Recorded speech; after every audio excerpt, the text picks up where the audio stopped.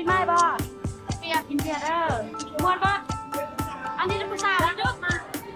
อยากเห็นผู้สาวดีกันแล้วกินเบียร์ดีไหมน่ารักเลยแอบจอดเบียร์เนาะเซ่แล้วทุกงานน่ะมาเด้อก็ไงเอาแก้วเลยแม่มาเด้อแก้วเลยกินแล้วแก้วเด้อปีใหม่แล้วเนาะชอบกันซอกได้เด้อปีใหม่แซ่บบ้านมาน่ะอันนี้มันคนทรงเป็นคนหนำเนาะ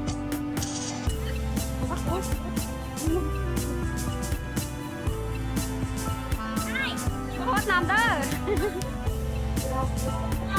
หมดปะอันนี้อะไรกันอะไรจริงนะนึกจะผู้สาวเนาะสาวโสดเนาะ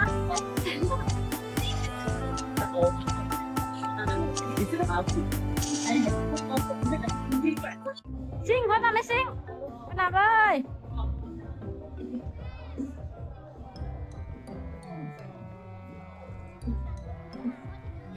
คิกหน้าบ่อาบน้ำหน้าบ่หนาวหนาวอันนี้ด้วยซอยน้องด้วยคนหนาวด้วยบ่ไปเล่นสงกรานต์บ่หายเบี้ยวหักบ่เบี้ยนะทกหักบ่น่าเอาหักบ่คือบ่ไปฮดน้ำขนาดเอาหักน่ะ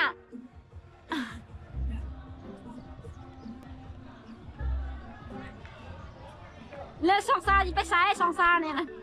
สองบ่าวไปหาสองผู้บ่าวมาสองบ่าวแล้วคิดเพียงอีกแล้วอ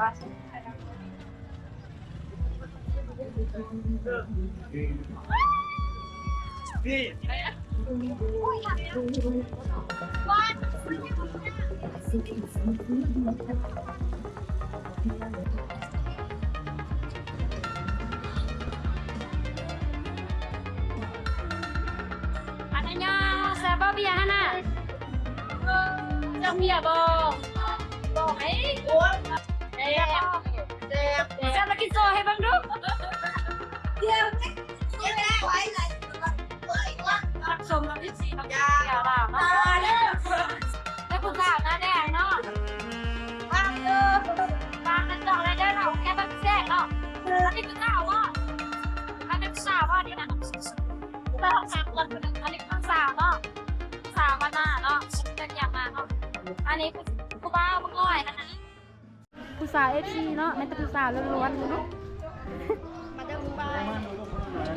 แซ่บบ่ใครอาจจะหูจักเนาะอินเป็น14ก็อันยองดูแซ่บบ่มาลองกินดูไหมอันภาษาเกาหลีก็มีอย่างมักม่วงก็มีอย่างก็คือภาษาอังกฤษแล้วแหละเมนูคือภาษาอังกฤษอะไรแมงโก้จ้าน้ำโบออกว่ะเราล่างอันนั้นเป็นน้ำโบออกเนาะกินส้มลองกินส้มไม่ต้องลูกกูกินแซ่บกินส้มนะยังบริกินเดือดโอ้ยลูกเจ้ากะแซ่บจะเย็นเด็ดเจ้ากะอ๋อผู้บ่าวไปใส่เกาะลูกกันนะนี่สงการละม่วนบ่มื้อนี้นะปีนี้นะสุดใจเลยเราผู้สาวไปได้ปะบ่มีผู้สาวอีกอ๋อเสียดายเนาะม่วนบ่สงกรานต์ปีนี้นะม่วนอ่ะน้ำกาดเนาะเฮ้ยชีเนาะสงกรานต์เลยปีนี้เนาะม่วนบ่สงกรานต์ปีนี้นะม่วนในโอ้มันแทม่วนว่าพี่โตม่วนบ่ม่วนบ่โมนาไปเล่นสงกรานต์ป่ะโมนาเอาผู้งามเถอะเด้อุ้ยอันม่วนบ่เล่นสงกรานต์ปีนี้นะม่วนบ่เล่นสงกรานต์ปีนี้นะมาไว้เอาเติมน้ำบ่มาไว้เติมน้ำไปมาเด้อเอาผู้งามเถอะเด้มาไว้เติมน้ำกันเติมน้ำเด้อไป มีกิโตดูลิ้นยังมูนาไปส่งการที่ไสชีน้ำที่ไสไปซีดผู้บ้าบ่แม่น่าไปซีดผู้บ้าบ่ไปซีดผู้บ้าละมานำมานี่ผู้บ้านี่ซีดผู้บ้าไปมูนาจะไปซีดน้ำผู้บ้านะไปเตอกับไปมูนานี่ซีดเขาอยู่หันดุน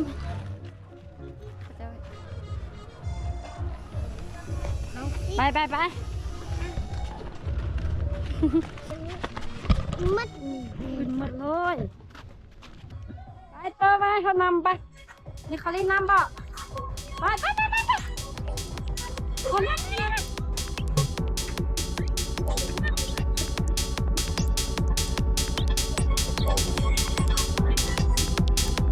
มวนบ่เบาๆมวนบ่เขานำอ่ะ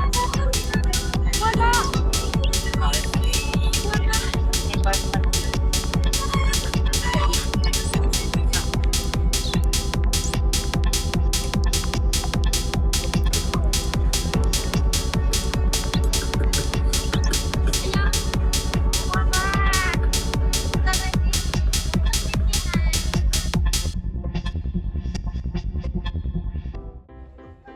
ทุกคนเนาะโมนากำลังรดน้ำเนาะไปเล่นสงกรานต์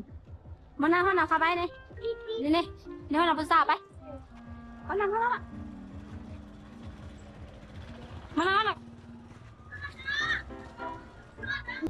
มวนบ่อันไม่จำไปท้ามวนบ่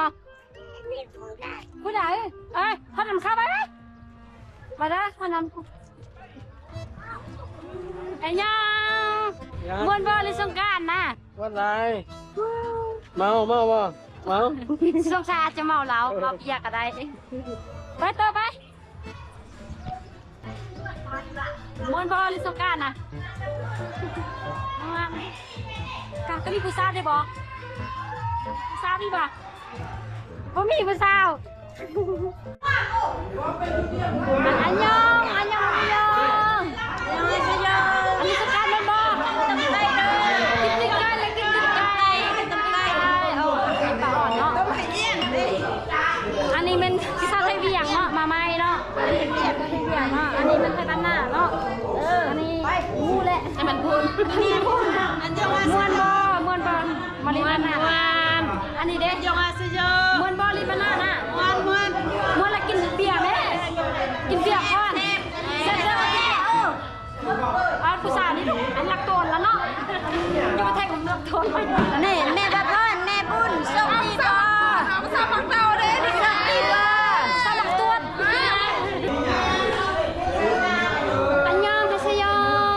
ผู้สาวนี่เราคิดคุยเนาะไปยินบอลเป็นมวนคนเนาะ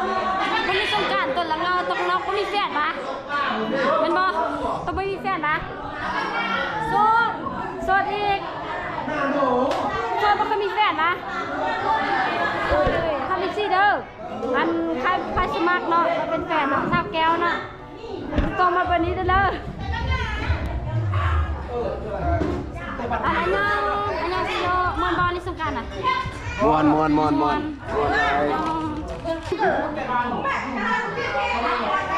โอ้ป้าในเล่มตอนเก่งเนาะ เล่มดูโมเมนตอนลมดู เล่มเก่งแท้คำชามิดา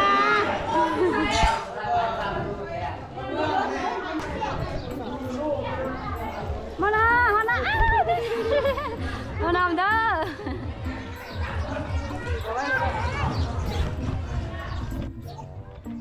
อันนั้นยัง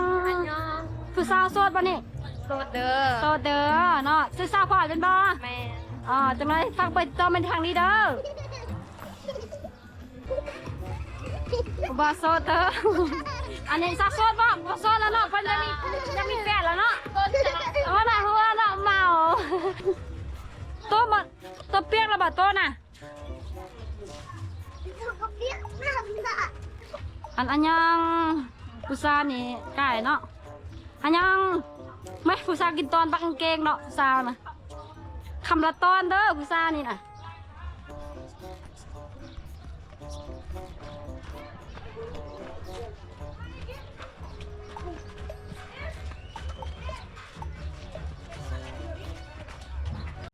สาวเนาะคายทางเบี้ยเนาะจะกินกับแก้มแล้วเป็นไส้ตูดเนาะ มาก่อนนี่ฟ้าว่า ผู้สาวไปส่งเบียร์ที่ไส ไปส่งอยู่อันห้องเฮียน โรงเรียนปะ มาก่อน โสดปะหรือว่ามีแฟน โซด ตัวตี มาแม่ อันนี้น่าเป็น FC เนาะกินโตบ่ปั้นปะ ห้องละ6,000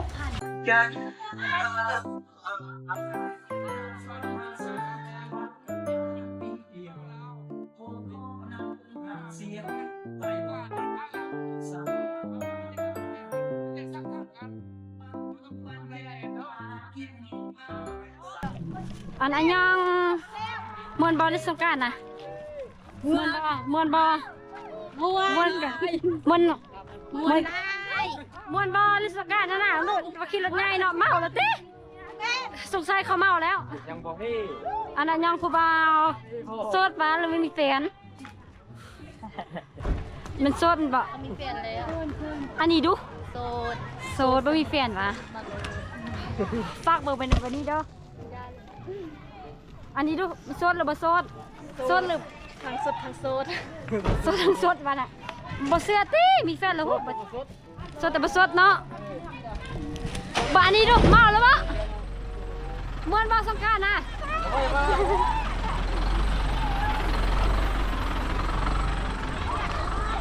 ม่วนบ่ในสงกรานต์น่ะ ม่ว ฝากกลับบ้านแท้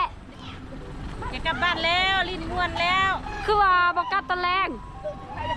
โอ้เลี้ยงแล้วบ้านไก่นี่บ้านไก่ บ่ไกลถ้าแต่เทิงน่ะ เจ็ดโป่งขนาดคน บ้านที่ใส่ก็ บ้านอยู่ห้วยงน ให้งอน ห้วยงน บ่ถ้าใจเทิงน่ะ10นาทีก็ฮอดให้งอนน่ะ รถสิ่งนี่2 ชั่วโมงครึ่ง3 ชั่วโมง เอาอันเขาจะนอนปลอดภัยเด้อเดินทางปลอดภัยเด้อ เข้าใจ เดินทางปลอดภัยเด้อเขาจะกลับบ้านแล้วเนาะนาฬิสงกรานต์ม่วนว่าซั่นม่วนบ่ผู้สาวนี่น่ะม่วนบ่นาฬิสงกรานต์ได้แฟนบ่บ่ได้แฟนน่ะอันนี้